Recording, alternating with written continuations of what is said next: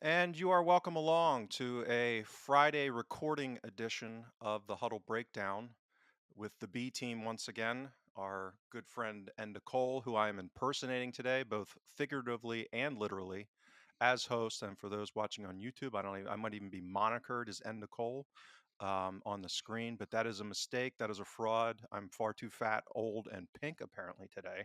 Um, so I'm not having a stroke for people watching. I look like I might be, but that's not the case. Um, so other than me not having a stroke and pretending to be Enda, Alan, you're with me for another discussion of glorious Celtic performance analysis after a scintillating game on Wednesday. In many respects, actually, it was, but maybe not in the way we were hoping. But how are you getting Yeah, on? very good. Well, listen, I'm a new year, new me, right? It's all about the result. Just only care about the result. The Fair hell with the enough. performance. I think, yeah, Yeah, right. We may be descending into that yeah. reality here. Um, so yeah, let's first talk, just to lay out the kind of the agenda for the program for people listening and watching. We're going to go over a little bit of the Hibs game, but I think generally that was symptomatic of some of the things that Alan and I and Enda have been talking about in recent weeks and really this season. So we're going to talk about maybe what our assessment and analysis of uh, issues are, and then be constructive about how do we actually maybe address them as a team. Not really the strategic stuff's done, right? We're not going to wallow on the transfer window and talent levels and all that other stuff. It's about how do we look at winning the league this season, because it's a pretty big deal that we do that. So first of all, your impressions on the performance and result from Hibs on Wednesday, Yeah, I'm Alan. sorry, don't do impressions, but in we yeah, listen, anything to not talk about it, right? Um, oh goodness me. I mean, that's three games in a row where I get, focus. We do focus on performance for all the goofing around, as you would say, and that's three really quite poor performances. There's been good bits in each of the games, I would say, but the most alarming, if I was to boil it down, summarize it, it's really the way that the control was lost in all three games. Taking an early lead in two games, you'd think that's then a setup for Celtic to be highly dominant.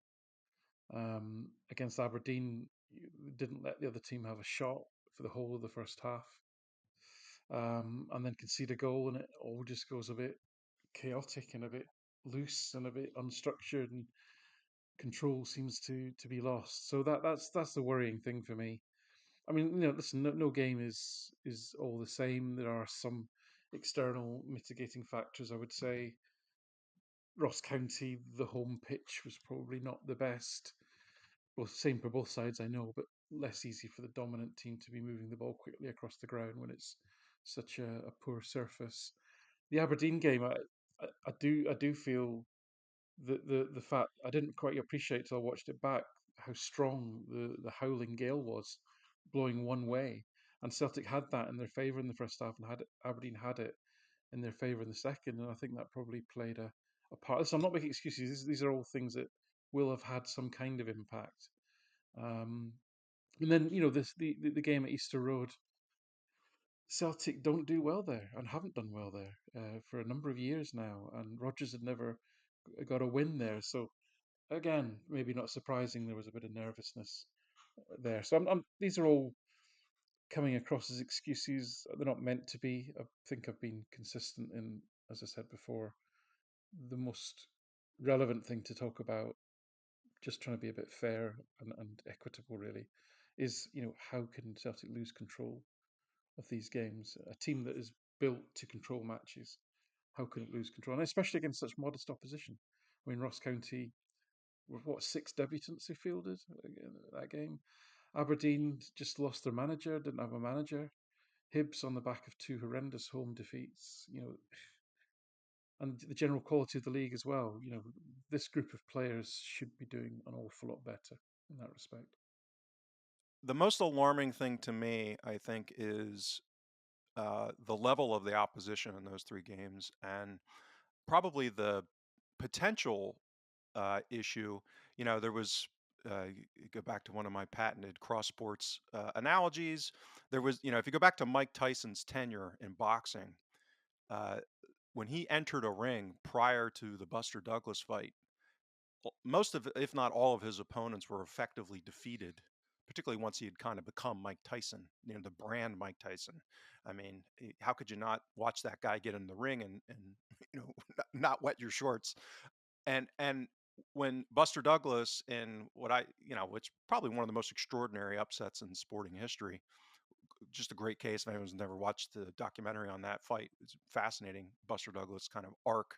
Um, and once Tyson was defeated, it was almost like all of a sudden that um, the ability and willingness of competitors to maybe go toe to toe a little more with him was, debilitating to him, and he had trouble handling that. And I'm not drawing this analogy directly, but one of my worries, and particularly with the game like that Ross County game, is they didn't really bunker in the sense, we talked about this after the game. They didn't bunker in the St. Mirren style as we talked about last season against Ange Ball.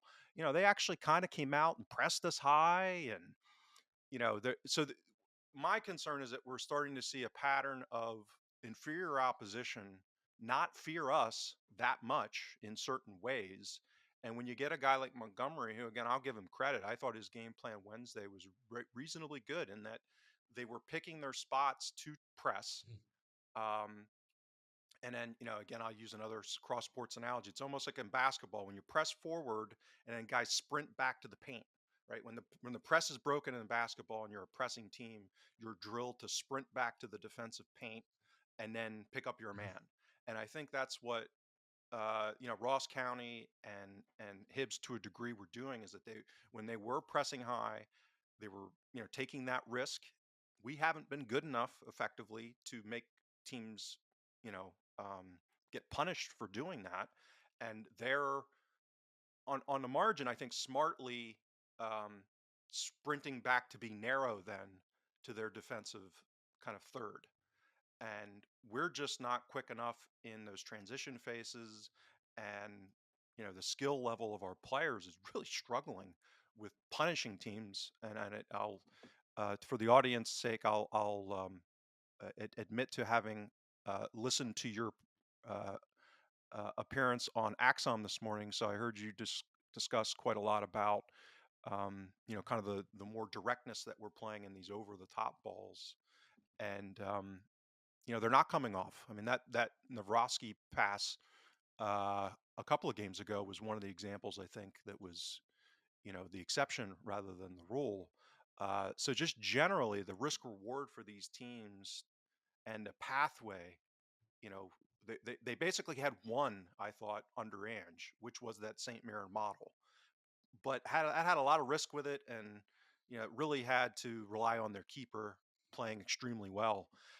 Now, I mean, we're just really struggling to create from open play, and that is It alarming. is. It is. And when you've got three of your four attacking players who simply won't pass the ball forward if there's under any challenge, you can take a risk with, as you say, when you press and when you don't press. Um, and if for whatever reason, like at the weekend where they had their centre forward man marking McGregor's not getting on the ball. O'Reilly's not getting on the ball in deep position, in sorry, forward positions. He was having to drop really deep, and he's really been the standout creative player for the side. And then you've got, as I say, Maeda, who can only play the way he's facing. He's physically incapable of turning and twisting on the ball. And then you've got a debutant on the other side who frankly looked a bit terrified, looked really nervous, Kuhn on the other side. And, listen, the guy's early into his Celtic career, got to give him a chance and all that. But yeah, they picked their moments.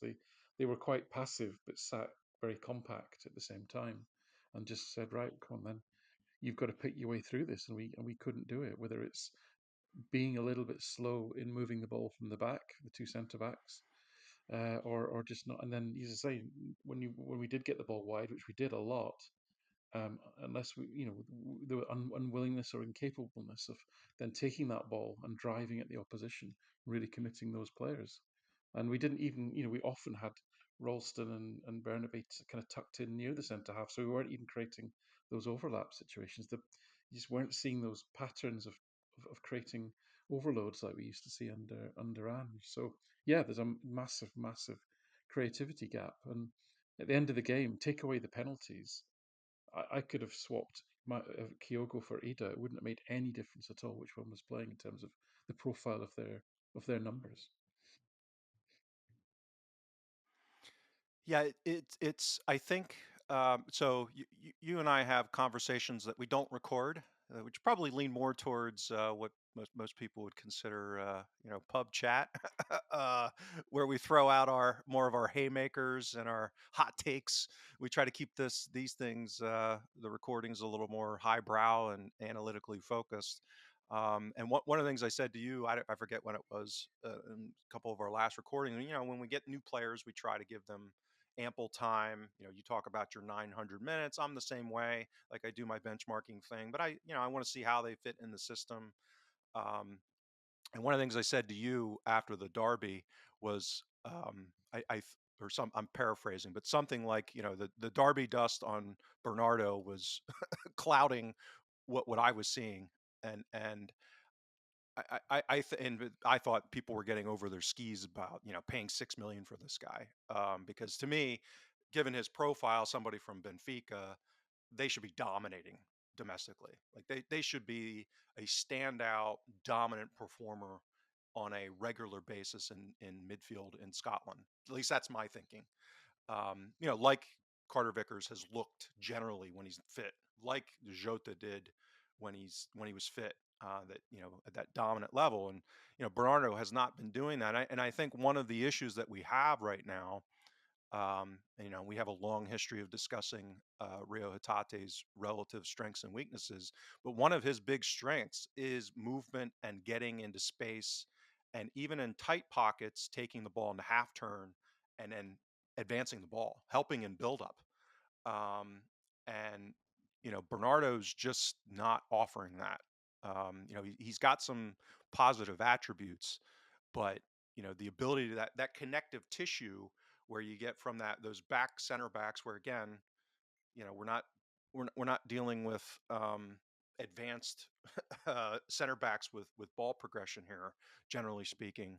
And if they're man marking McGregor, then we're kind of stuck. How are we getting from Joe Hart up to creating to Kyogo when you've got wing play that's been as poor as it's been, and you have Bernardo, who's not really that well equipped at dropping in or even moving to space and having tight pockets where he's on the half turn and doing something productive with it. Um, so I think we have a lot of misshapen toys, as I've called it, relative to the relative strengths and weaknesses of the players and how they're kind of fitting into the style of play, and the vulnerabilities that I think the on a relative basis, the smarter coaches in the league are now on the opposition that are starting to capitalize on it. Like, we've talked about this. Like, how could you face this Celtic team and not man Mark McGregor if we're playing 4-3-3? You have to be like almost criminally negligent as a manager in setting up your team. Um, so yeah, it's just there's a lot of low hanging fruit for opponents to pick from. Yeah, I mean, you mentioned Bernardo. So I mean, he's had his 900 minutes. Uh oh, Yeah. Well, I did a comparison between him and Hitati. I sort of approached it that way. Because I really wanted to illustrate that although we might think about them competing for the third slot in the midfield, they're so different. They're completely different players, actually. totally And different. that was really the point I was trying to Yep, make. As you said, they do have different strengths and weaknesses. A lot of Bernardo's strengths actually don't really come out to the naked eye as easily. He's a lot of his off the ball stuff. I mean, that's why his performances in Europe were actually very good, because he was very strong off the ball, his pressing, counter pressing, spatial awareness, getting into shape, all those things that coaches love, that you might not necessarily always pick up when you're watching the game, and certainly even in the data you wouldn't pick up unless you had some of the more advanced stats. He's excellent at those, and and of course those are some of the things that Hitati's not good at, right? And also Bernardo, he has been a decent goal threat, but what seems to be almost entirely lacking in his, I say almost entirely, he played a nice through ball to Idah. It was the only open play chance that we created in the whole game. One chance the whole game from open play. And Bernardo split the defence on to create that.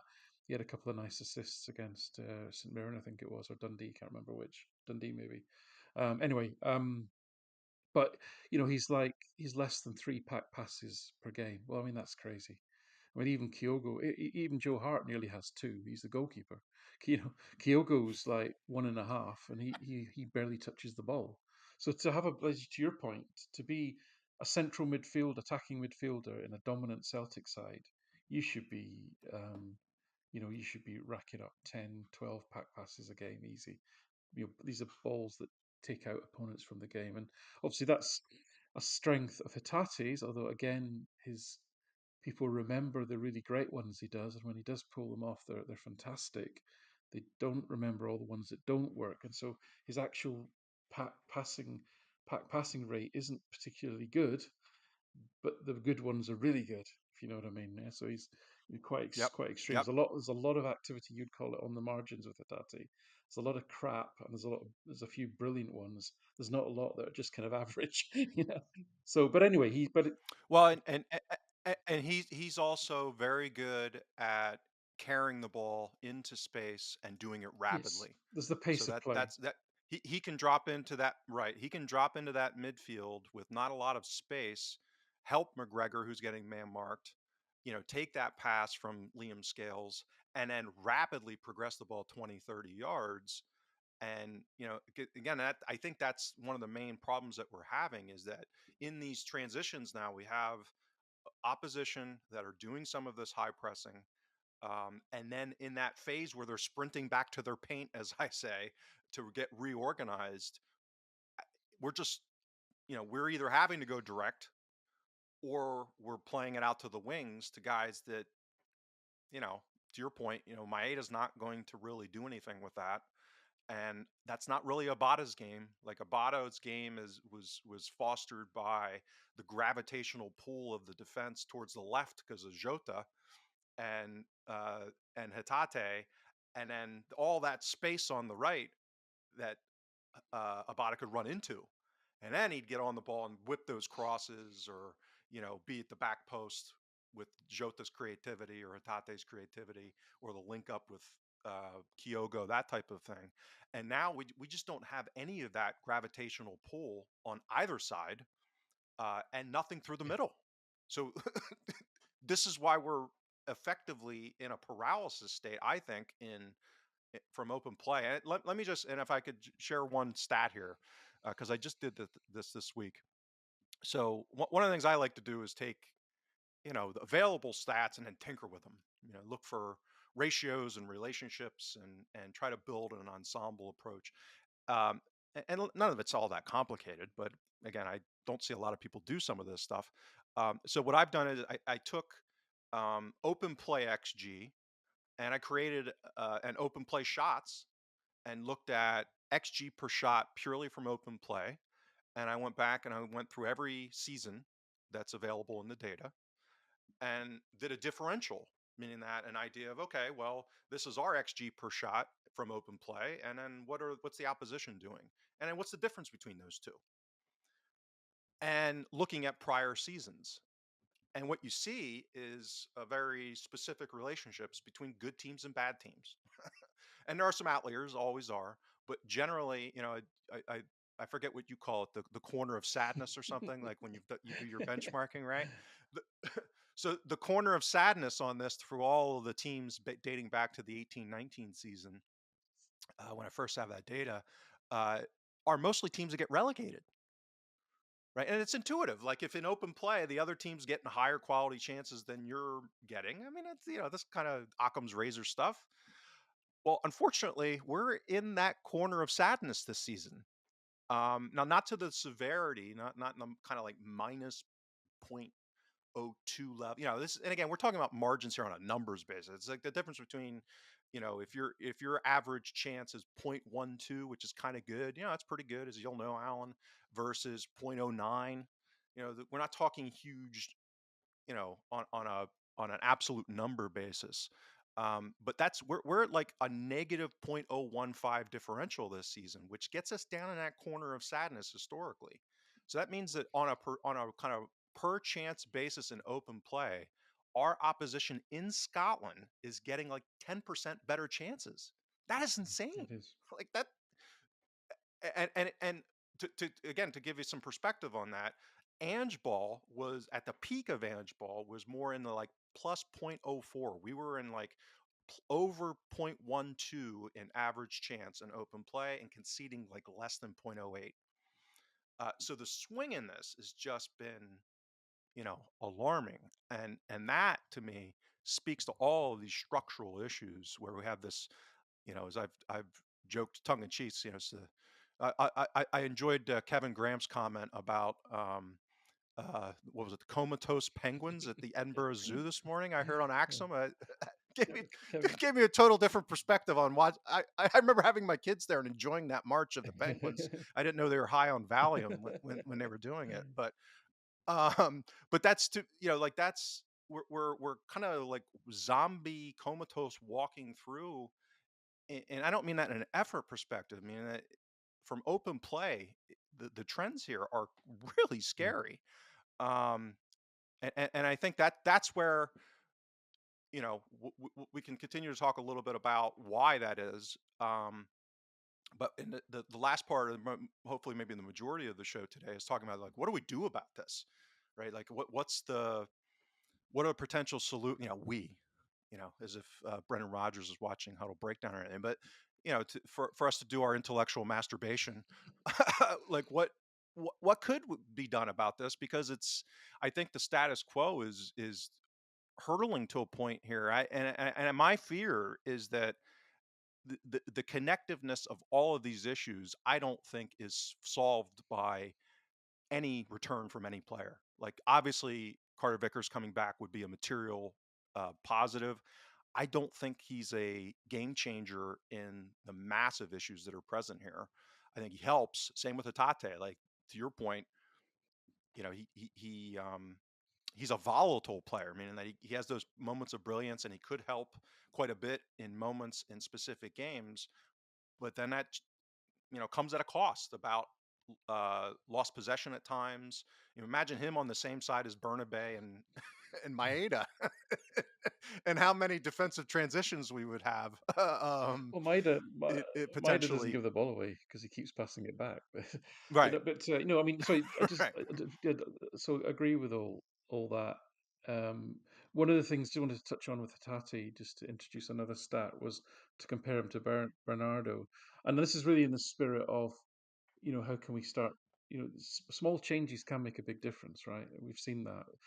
We've seen how sensitive and fragile this has been in moving from Ange to Rodgers, and that although I would still argue, and we don't have to go through it all again in detail, that we have seen a massive drop in quality overall in the squad, and that has to have an impact, right? It's nevertheless alarming that how much performances are less coherent, and therefore equally the good news is equally if you can find the answer, relatively small changes could could actually make a big difference. So back to Hitati then, is that the other aspect of packing is receiving the ball, and this speaks to your point about how do we measure people who are finding space well, find space in the midfield, because again Bernardo has got many good traits, but he doesn't seem to be able to get himself free and receive the ball, or at least he does, but then he doesn't turn. Immediately gives the ball back again, so he's not getting credited with a pack. Because if somebody passes through the lines to somebody, and they might have taken four players out of the game by doing that, if the receiving player immediately passes the ball back, I don't count that as a pack pass, right? Because it's not materially moved the team Right. forward. It has to be that you then turn and you move forward, right? And then I'll credit both the giver and the receiver, the passer and the receiver. So it's not. I'm not even saying that Bernardo's movement off the ball is poor. It's more what he does with it, and that could be a body shape thing. That could be he needs to really um, be coached on receiving the ball on the half turn, or less full on, more kind of half turned towards the opposition goal. Same with Maida. So Hitati, when Hitati receives the ball, on average he's involved in taking out around 40 players in a game. With Bernardo, it's 25. Now that's a big difference in the context of data. That's a huge difference. So simply what Hitati would give, accepting all the defensive weaknesses that he introduces relative to Bernardo, is he would at least be getting the team through that first phase, and it wouldn't be getting stuck with Scales and Welsh or whoever.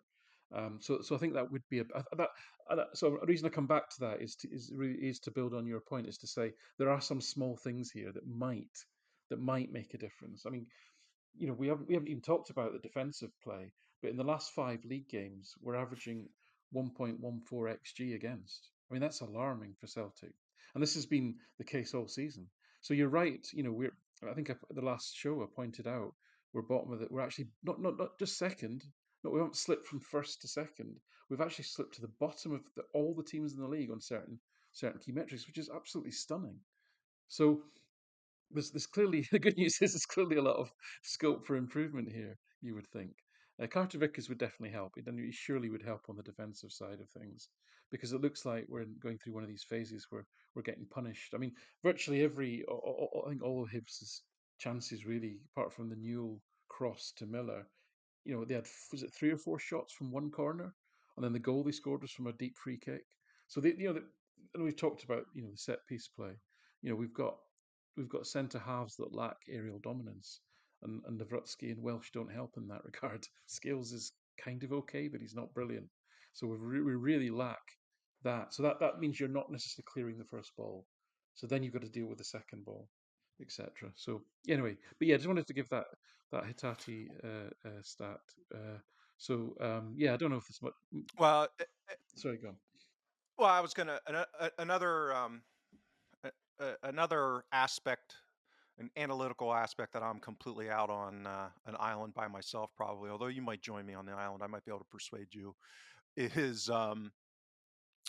there's been a lot of understandable, because he's made some good, you know, uh, uh, I would call them expected saves, not uh, no pun intended there, even though it is a pun. Um, in Joe Hart playing reasonably well the last 2 or 3 games, uh, but I think, and I did a thread on this. I think that the latent risks of where he's at this point are so significant, and a lot of it is not. And I for the most part I've been fairly reserved in criticizing Rodgers so far this season. Um, Very different than what my approach was with Neil Lennon in the 10 in a row season. Some of that might have been because I was locked down like everybody else and drinking too much and 30 pounds overweight and everything else.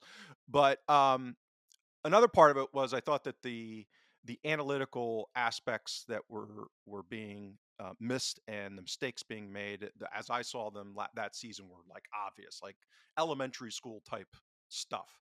And I think that this season the issues are far more nuanced and very um, much more complicated from an analytical perspective. And I'll give 2 examples. One is Hart. So his shot stopping has been okay, not great, but okay, because you look at this stuff too. Like, he, for the most part, he's reliable on making the saves that you would expect a Celtic number one to make. And I think the Shinnie shot was an example of that. The overhead kick on Wednesday that was right at him. So we have ways to look at this. You can look at the post shot XG, various vendors. You know, I think you agree, but Stats Bombs factors in the most stuff, and it's probably the highest quality available out there. And that had both of those at like less than 1 in 3. So again, it's a good save.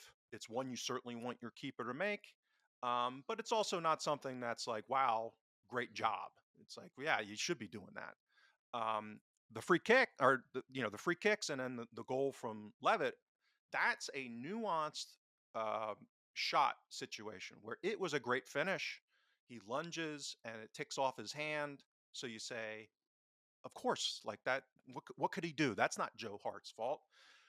But if you actually look at where he was at the time of the shot, he was probably too deep by a couple of feet, just from an angular perspective, and that is modeled right for our spreadsheet shaggers. Like there's an optimal place for every shot that a keeper can be positioned just from a geometrical perspective, um, relative to where the shooter is compared to the goal. And that is a problem for Hart this season. He's He's and that again so from an so so so I've sorry, not go ahead. checked since the game in the midweek, but I think the last time we spoke, Hart was actually the worst goalkeeper in the league in terms of what stats one would call Yeah, positional errors. And this isn't an opinion. Like I collect data on defensive errors, but it's a purely judgmental thing. This isn't. This is like you say, it's a geometric position relative to where the shot was taken. There is an optimum to where the goalkeeper should be stood, and no goalkeeper is further from that optimal position on an average basis, on an average on an on that, average per shot than Joe Hart, and that's right, astonishing. It's and astonishing. that It's again, astonishing, Occam's isn't razor. it? Well, but Occam's razor, and again, this is where we our spreadsheet shaggers get criticized at times as not actually having vision and incorporating watching games into how we analyze things and think about things. So the eye test would tell you obviously he's slowed down. It makes sense, his body composition, his age,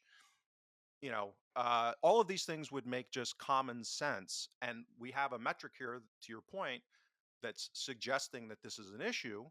Um, and you get a situation like that goal.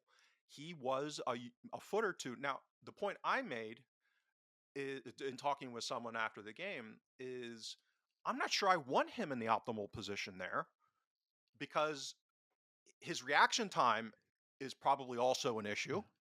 Uh, some so there was some analysis done when we signed him about the issues that he had historically going to his lower left side, which happened to be this placement for this shot. But the whole issue of this is if you have a younger, more athletic keeper that's more mobile, right? They might make that yeah, save. And actually, the post shot XG on that shot was like 1 in 3. yeah, yeah, yeah, It was a little higher than those other, the shinny, and a good bit higher than the overhead kick. Um, but it's a save that a Celtic keeper should yeah. make, It's, it's, and it's, not from the point of where he was at in his age, but based off of where the shot was from, the time, and was there maybe a very slight deflection, maybe, right? But and this is just a one-off. I'm going off. I'm using this as a very specific example to explain some of the analysis behind why just the fact that he made a couple of saves, which is important. I mean, I think he's faced 7 shots in these 3 games. It's not, we're not talking about any kind of sample, and so there's that aspect of it, which is I think there's a material part of why teams are getting higher quality shots is because of Joe Hart, right? So what I saw some of that open play is because that ball from that Miller, there was an overhead ball that he's not sweeping like he could. yeah. There was an overhead ball, and Well, you're like, yeah, where the hell is Joe Hart? Why didn't he come for that ball? And again, I'm not sure I want him trying to come for that ball because it could be a Craig Gordon kung fu kick yeah, coming out, and another red card like he had earlier in the season. But a sufficiently athletic keeper at Celtic should have gotten that ball, right? So there's that part. Well, let me stop, and if you want to respond to that, because I have a second part to this with Hart using a yeah. No, stat. go for it. Okay, so the other part, if you look at strictly shots, and then you can do this, you can cut it up through set pieces like corners, or you can look just from open play, or you can look at it all together. If you look at average shot quality inside 12 yards specifically, so this is the area that a keeper should be patrolling and limiting chances. Um, the quality of chances that opponents are getting against our team right now with Hart at goal is about 25% higher than any of the other keepers that we've had. That's Forster, who was no mobile, sweeper keeper, Barkas, and Bain in the horrific 2021 season when we were conceding chances left and right. Um, so it's on average the chances are like 0.20, and a lot of those are headers, a lot of those are aerial corner balls, and the problem with that is that the finishing this season by opposition. We saw at the Ross County game. Guy had a wide open header and happened to put it off of the crossbar. Right, it was like I think the XG on that shot for a header, which is really high, as you know, Alan, really high. I think it was like 0.38 for a header, which in aerial headed shot, that's a sitter, and it happened to hit the crossbar. So we're having a disproportionate amount of those kind of chances that our opposition are not finishing. So that to me is a latent risk, right? So yes, the last three games, Hart's made saves that we would want him to make.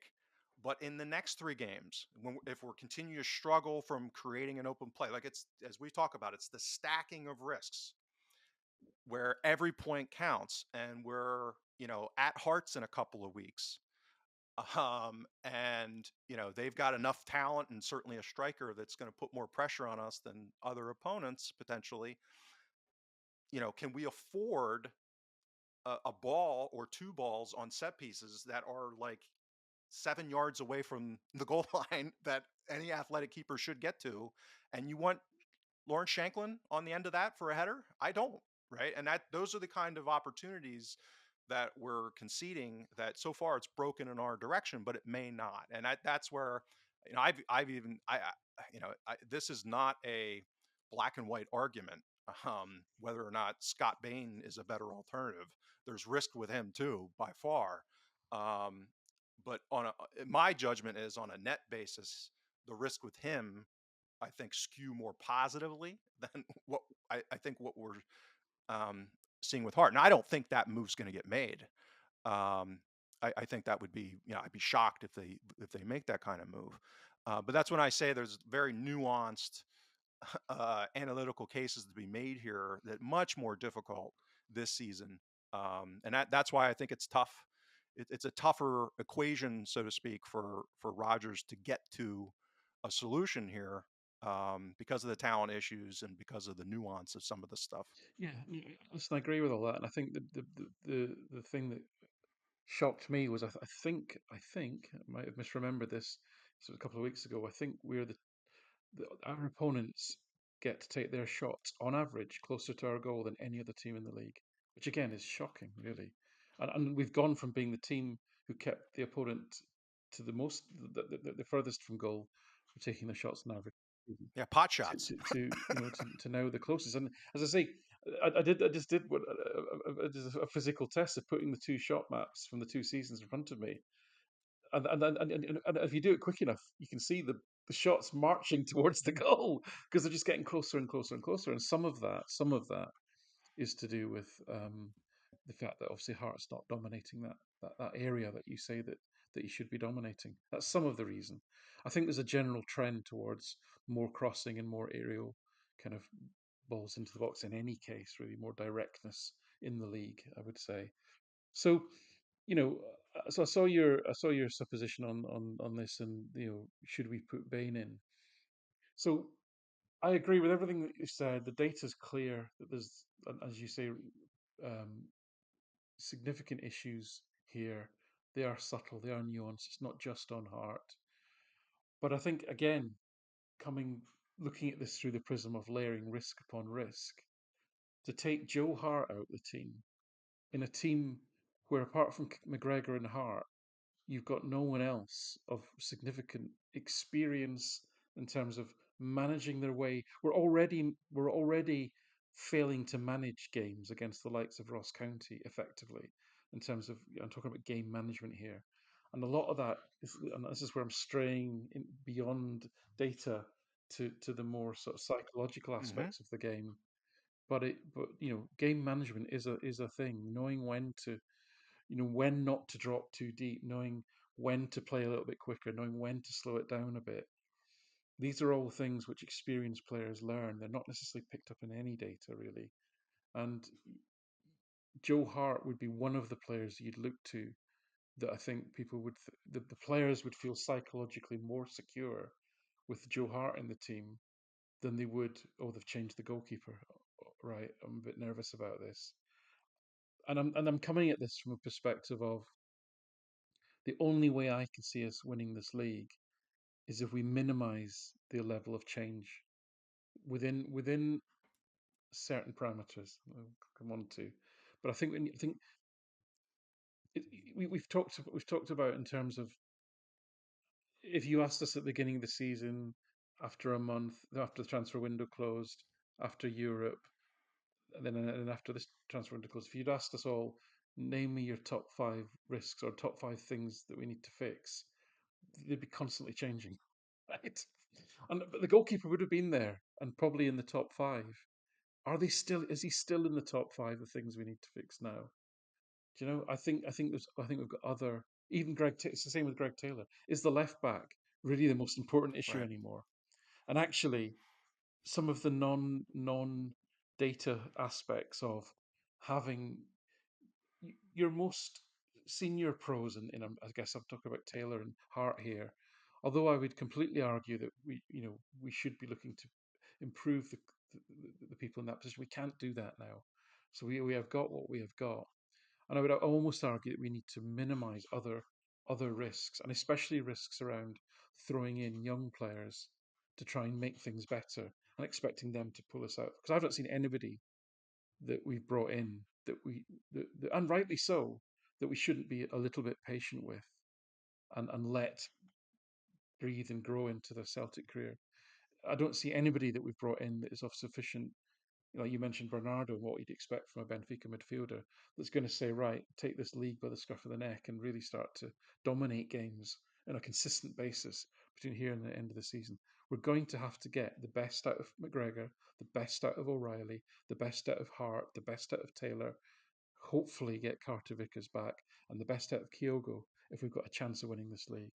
That's my honest view, and therefore we have to make some changes to get the best out of those players, is my view, but not make changes just because of some of the subtle data differences we talked about, which I completely understand and agree with, and totally I'm shocked by myself. But I just think that's layering on more risk at this stage with 14 games to go. And I think that's a completely reasonable position. And part of why I um, focused on that is I think that the initially, because I've gotten a little more active on Twitter recently because I'm uh, I went quiet relatively quiet on Twitter in December of 22, I guess it was, no 21, um, when I was pretty convinced that Ange had everything under control and it was there wasn't all that much to be commenting on other than we're going to continue to obliterate domestic opposition, and most of the you know what I would consider constructive criticism. Obviously, I might just be a lunatic. Was more so on the strategic side. Um, so I've gotten more active in the last few weeks because my analysis is telling me there's a need for a greater sense of urgency. And when I admit that the switch from Hart to Bain is a radical one, unlikely to happen. But I laid it out because I think things are dire is not the straight word. This is not 2020, 2021 in the sense that I don't see material risks of quote unquote collapse like we did that season. Um, which again, we lost the league by 25 points, I think it was. I mean, so that was an outrageous collapse and it was multifaceted. And there's a lot of aspects to it. But I saw growing signs of that kind of risk. I don't see that risk right now, but I do see kind of um, again, this gets into the dorky space of uh, thinking about things in probability terms. I think that the shape of the distribution right now is very unfavorable to us. My base case is very different than what the bookies have it at, and what Rangers Report, who does a really cool and has been very good modeling on kind of ex ante, as I call, projecting the probabilities into the future. So the way I conceptualize this league is quite different. I think that the risks have moved more significantly away from us, unfortunately. Um, and that's why I think it's time to think about more radical adjustments. And I don't mean radical in the sense of like, crazy, but radical in the sense of like what we've been doing has been so predictable, right? So that I heard, like I said, I heard your appearance on Axon this morning, and I get why the idea of changing shape right now would be considered radical given this time of the year. But I think we need a material shift in how players are being utilized. Like I think persisting with Maeda as a wide wing in this system with the personnel that we have is a prescription for failure. Like I think we're setting ourselves up for failure doing that kind of thing with Bernardo on that side. With right. So again, these pieces and how you move them together, there's layering here, and it's complicated. Um, but I think we've reached a point where material shifts need to take place, um, and that that differential in xG per shot in open play, I think, speaks to how dire this is. Meaning that is a huge red flag, or should be, as far as what's happening in.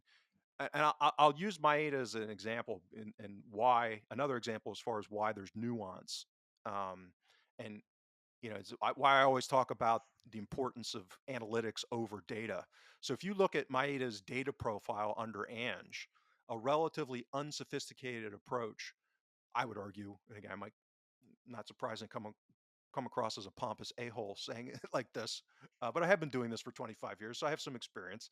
A relatively unsophisticated way of looking at his data profile is like, hey, he's a creative player. Like he averaged, I think, 0.16 in expected assists, which for a winger at Celtic even is pretty decent, and the average chance of that quality was pretty good. Like it was.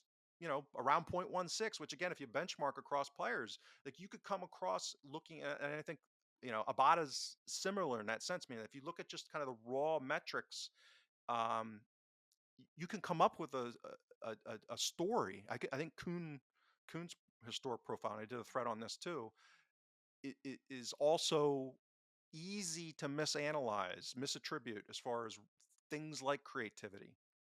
And looking at a guy like Maeda, who is a complete disaster on the ball, like you benchmark his rate of winning dribble attempts, for example, he's in like the fourth percentile globally. I mean, he is. And again, eye test. Hello, that's not a surprise to anyone that watches all the games like we do. But if you actually benchmark, so how is a guy, and again, Occam's razor, like how is a guy that can't beat a man to an epic level on the ball, he's going to be magically creative to a level where he's actually no, it was a system issue. It was what was going on, the way that the style of play was going on was allowing these manifestations of chances that he was part of the system. And now that the system's gone, I think his expected assist now is like 0.05, which makes sense with a guy who can't do anything on the ball, right? And if you look at his history in Japan, generally, again, he didn't do a lot creatively, which again isn't that surprising. And I think that that's where the when you hear people, I think Paul's written on CQN and stuff about some of the data driven players that have been proposed, and it's been reported, I think, that Araujo was kind of rejected um, by Rogers, the left back from Estoril, I think. And I looked at his data profile and was like, again, sound like an a-hole saying this, but to me, his profile looked like one from people that don't know what they're doing in data analysis, like analytics, actual analytics, like someone who doesn't know what they're doing, looking for pace and power. That's the profile that like it had that written all over it. And unfortunately, I think Kuhn is not as bad as that, but in that direction, um, based off of his track record. He's not that creative of a player. He's very fast and athletic, but he's probably not going to be he's not going to be a Jota where he can actually like take a guy on and create. So I think we have to do something more radical because we do not have the wings to play this system. We don't. So how that gets past it, like I'm not a coach. I have no background in coaching, um, other than at the youth level, screwing up in rec leagues. um, but so I don't know the practical realities of going 3-4-2-1 now versus 4-3-3 or 4-2-3-1. But whatever the urgency level is to make some kind of significant shift and how to get to that point, I think I'm flashing like red. Like this has to happen. It should be happening. But I also grant that the case as to why it's urgent is nuanced, meaning that it's easy to look at how a guy like Maeda performed under Ange, look at his data profile and say, "Oh, he's just off form," or when Hatate comes back, that side will be more creative, and and that's the trap I see potentially that we fall into is the complacency against more radical change, because there's an easy pathway to get there, and to remain kind of comfortable with what we know, what Rogers knows, what he's comfortable with, what his biases are, which we all have. Um, so anyway, that's why I led with the Hart Bain thing. I don't expect that change to happen. Um, I would actually probably do it because I think it's you know a, a risk I would probably take. Uh, but that's a judgment call. Like in the grand scheme of things, playing Maeda on a wing in a 4-3-3 is, I would argue, way worse a decision than sticking with Hart, for example. So I agree with you. There's a lot of low hanging fruit where I think we can make these changes. Um, just in a shape or a role perspective. Um, so what are your thoughts on what some of those might be? Yeah, I mean, I look at it from, you know, we've got the most lethal striker in the league in Kyogo. He's a player who, over a number of seasons, has continually um, he overperformed his XG. And why? Because if you look at the average shot quality, as you've said, it's something like point 0.2. Last season it was 0.25. Every shot, average XG of 0.25 across all competitions. That's a phenomenally high number. This season it's 1.8. So 28% reduction in shot quality on average every single shot.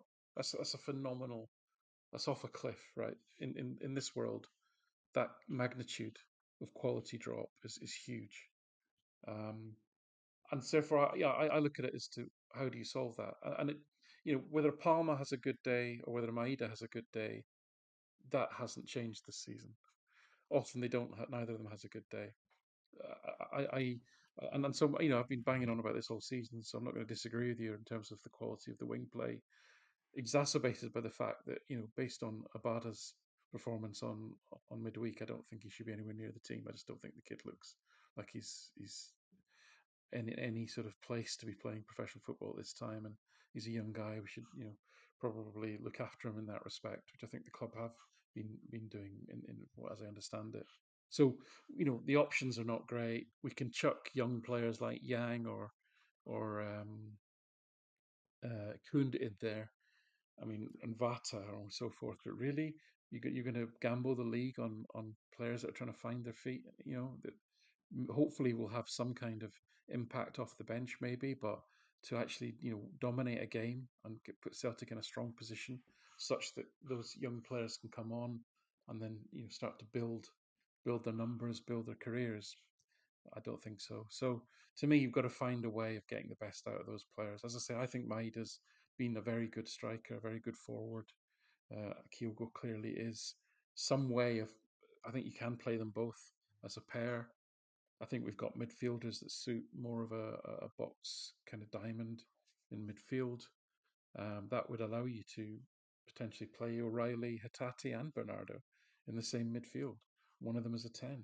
I would like to see Palma as the 10. I think his range of passing and his shooting ability and his pressing ability is wasted out wider. And also, by moving him in one, you less reliance on his lack of pace as well. So these are all things I would like to see done. I think it would put pressure on the fullback areas, but I'd rather put pressure on the fullback areas than not be getting the best out of the midfield, not be getting the best out of creating chances for Kyogo.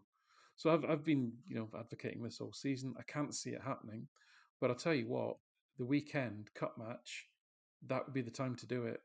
Because as I said on Axon today, it's all about the league now. It's all about the league. If we win the Scottish Cup and don't win the league, it's an absolutely disaster of a season. Absolute disaster. If we win the league, lose the cup, do you know what? We've got a platform to build to dominate. We already dominated Scottish football, but we should be in a strong enough position financially to be able to to really build a team on a strategic basis, take more risks in terms of recruitment, take more risks in terms of giving young players space to grow. Such will be the sort of hegemony that we would then have over the rest of the league. Winning this league is crucial, and for negative reasons. Let's be honest about it. Why would we want to let the delinquent neighbours, a leg up, be able to pay off all their debts and to probably build a half decent squad? Why would we want to do that? So it's vital that we win this league. If we're going to make changes to the lineup, do it on Saturday, Sunday. Do it against St Mirren. Try something different. See if it beds in. At home to Kilmarnock, even you've got two games probably where you should be able to try something a little bit different to get the best out of these players. Because we're only going to win this league. We're not going to win this league because we've signed Kuhn. We're not going to win this league because Yang's back from the Asian Cup. We're not going to win this league because O's coming off the bench. We're going to win this league if we can get the best out of McGregor, O'Reilly, Kyogo. Yeah, and I think I agree, and this is nothing new. I've talked about the idea of going more narrow for a while now because of the wing play. I think the other issue for me, particularly until Atate comes back, is and the fact that we're having this issue and conceding chances more and more, and particularly as we go on in games. I mean, it was like a PTSD as far as how open our midfield was at times on Wednesday in transition. I'd like to see McGregor have somebody next to him um, within the context of playing more narrow, preferably. But whether that's you drop O'Reilly back into that space, I don't think it's Bernardo. Maybe it's Holm. I, we haven't seen enough of him to have a high confidence in that. But I think just from profiling him, I think he has at least the ability, some of the characteristics to fill that role. We don't know what's going on with the Wada. Again, been in the dark hole of injuries that we've been, the black hole of injuries that we've been having, uh, predictably, I would argue this season, unfortunately. Um, but yeah, it's because if we, the 4-3-3 with the positional issues that Bernabe has, and again, I thought he was okay the other night, but I don't think he's going to magically become a disciplined I mean, positional I thought he did really well. player. He had a good Um, game, but listen, I mean, yeah, he almost literally does not know where to be when he's off the right. ball. He's like a He headless literally chicken. doesn't know where he should be going. Yeah, It's it's it's incredible. It's like yeah. zero football intelligence off the ball. He's a whirling dervish, the Tasmanian And devil. he runs around a Um, lot, so yeah. So he tries hard. yeah, yeah. Well, so you have that issue, and again, that's not especially with I would assume Johnson's out for at least a little bit here. I mean, if you go to the hospital with a head injury, normally that means at least a week or two. Who knows though? So you're talking about again, is it going to be Frame? I don't know what his injury situation is, but so it's very likely to be Bernabe, and the idea that you're going to have just McGregor, who can be man marked out of the game effectively, with a headless chicken at left back, and God bless Tony Ralston because again, I've been a huge fan of his, and I don't actually think we'd have a huge drop from Johnston to him domestically. I think they're kind of plus or minus probably in the same neighborhood with different characteristics and strengths and weaknesses. But I'm actually okay with Ralston on the right. But again, we got the center back situation on the ball, so I really do think it would be helpful if we had that second midfielder dropping deep. So whether that's 4-2-3-1, again to your point, probably not as radical for. Maybe we'll go the John Barnes 4-2-2-2. That would be another alternative. Go the Red Bull version. That would be another option because yeah, with the center back situation, go to a three at the back without Carter Vickers. I'm not sure that makes Yeah. any sense either.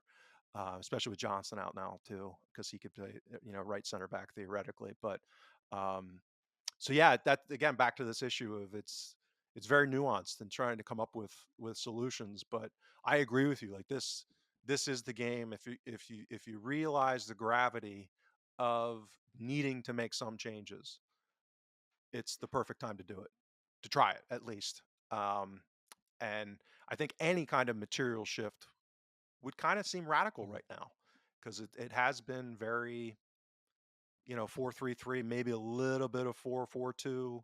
Um, now that we've got Ida and O's come on a little bit, but I'd like to see a little bit more radical than that, even. Yeah, but listen as well. Again, I'm trying to be positive in terms of because if you just read the press in Scotland, you'd think one team is flying at the top of the league and the other team is struggling. The reality is both teams at the top of the league are struggling to to post dominant XG differentials in their games. The Mhm. difference is on one side of the city when they manage to pull off a spotty one goal home win, their own fans and players and club celebrate it and take it as a positive. We boo the team off the Yeah. park. And now again, I know we're straying away from data here, but that's a massively psychologically different outlook. And I think we need to be a little bit more like them in that respect in terms of cherish every goal. Because I tell you what, it's going to be an absolute slog now. 14 games, it's going to be an absolute slog. So cherish every goal, cherish every point. And you referenced CQN there. You know, it looks to me as if there's open warfare in Celtic Park at the moment, right? And it's not good. Now, I suspect any football club which is generally ran by a handful of alpha males, you're going to get this to some extent, right? Let's not be naive about that. Yep. But Yep. knowing the history, it looks like and looking at the tone of what's being leaked in some of these blogs, it is vicious stuff. Um, that the last thing that the players and the manager needs is for the fans to make that more difficult. The fans, the players, the manager need to get united behind the team for the run in. As I say, if we win 1-0 at home to Kilmarnock in a scruffy game, then sing your hearts out because that will be huge. I'm past the point of worrying about the performance because, to your point, we're not going to change the players now. We're not going to get this quality uplift in the squad. Ain't going to happen. We need to find ways to squeeze the best out of what we've got. Um, and booing them isn't going to help. And and adding to the flames of what irresponsible senior people in the club might be fanning isn't going to help. So yeah, I know that's not data driven. I know that's not analytical, but this is this No, is in I the nature of Scottish football. That well, it this is. is going to come. This is going I to think come down to get togetherness and belief and confidence, and all those things have to be there because we're the only way we're going to squeeze marginally better performances out of these players because we haven't got them. We've got a huge downturn in quality of last season. Is to have that at least okay, at least think that we're going on to the pitch and if we're going to play crap, we're going to win 1-0, right? You've got to have that belief. You've got to have that confidence that that's what you're going to do. And I think that's where we are. I think that's where we well, are. and I actually agree with you. I always joke, kind of tongue in cheek about the intangibles. But as I always say, on the margins, they do matter. And when you look at, again, to bring it back to data a little bit, is that when you look at things like XG differential, it's basically a It coin is. flip. Like with these two teams, their wage bills are comparable. You know, we're pretty close. Now the composition of that is part of why I'm probably more alarmed than a lot of people, is because I think the composition um, is in their favor because they're doing a better job at suppressing chances Yeah, than we are. definitely, definitely. So you can have the same differential, but that's just from a variance perspective. That creates a whole different risk. Which over 14 games, that's my viewpoint, is the risk part of it. So I agree that, like, on the margin, it's every little intangible um, could be beneficial and a difference maker, and to the point where it might just come down to luck, and that's you know a deflected shot here and there, like we've enjoyed, a penalty here or there, like And that's also, we're in that fine also, margin. I'm trying to balance some misperception that is allowed. So, for example, let's look at the go back to the goalkeepers again, right? Again, if you read the newspapers, you're to believe that Jack Butland's going to be going to the Euros with England next season, and Celtic fans like us, probably partly due to us in some small way, you know, are critical of Joe Hart. And yet, if you actually look at the data, there's not much between them. We really are talking small margins here. Butland is very much like Hart was in his first season at Celtic. He's okay. He's competent, right? And he's not Yep. started to decline like Hart clearly is. But Hart's not declining anywhere near, for example, Alan McGregor did in his final season. Nothing, nowhere near. We're not Yep. looking at that level of Agreed. catastrophe. We're looking at small margins, and as we've been saying, we've already seen that Europe that mattered. It mattered in Europe. There was no less effective goalkeeper in the Champions League group stages than Joe Hart, so it materially mattered, and it cost Celtic in that competition. It's less likely to be so in the Scottish Premier League. And as I say, if you look at that as a comparator between the two teams, whereas you might think it's like this, it isn't. It's more like that in terms of the difference between the two goalkeepers. I completely agree with you on the basis that where they've been, they're probably the most admirable strength this season has been their chance suppression. It's incredibly low. It's a bit like under Ange Celtic. It's incredibly low. But what they're not doing it. From open Yeah, play in what particular. they're not. Yes. And Yep. again, listen, you're a dominant team when you're playing two sitting midfielders, right? Sometimes three actually. So you're not, and your full. So although your fullbacks have got their fullbacks have got license to get forward, they've always got two, three to four or five rest defence in the centre, which is what Ange did, to be fair, a lot of the time as well. We ended up with the Yep. fullbacks inverting McGregor, the two centre backs. You eventually had a wedge of five in the middle. Makes sense. But where they are struggling is in chance creation. And although they have been winning recently, these are all games that we've talked about where the differential is like so it's not big enough that that could have been 1-1. That could have been 0-0 kind of thing. And over a longer period of games that will happen if it continues. So I'm trying to find the positives here because I think, as I say, I've given up. I've given up. I really have in terms of expecting hugely coherent, like the point where you gave up on Twitter because it's essentially boring. There's nothing new to say. We're so good. We're so not there, and we're not going to be there between now and the end of the season. But we have to find a way to win Right. 14 games of football, and that's what we should be focusing our minds at, even if it means going a little bit horses for courses in games. We've got a big enough squad. We can do that. Agreed. Agreed. Well, let's leave it on that relatively positive note, which is good karma, good energy, everyone pulling in the same direction. Um, so appreciate everyone watching and listening. If you can subscribe, hit the like button, leave a review on Apple or on Spotify or wherever you listen to the podcast. Subscribe on YouTube and hit the like button. We appreciate that. At some point, we're going to get this mercurial guy, Enda Cole, who I've been impersonating today, back into the routine. But he's a busy guy. He's an in-demand Yeah, professional she works for a doing living, these James. these That's why. comedy shows now. Yeah, us slackers, we have all this Yeah. free time. So yeah, hopefully we'll get Enda back in the loop here coming soon. If not, um, regardless, we'll be back at least once next week. We'll see if we can get back into the routine now that I know how to use this new platform that we've invested in, so that Alan's not in the matrix anymore. Um, yep. Thanks for tuning in, and we will talk to you next Thanks, week. James. Thanks, everyone.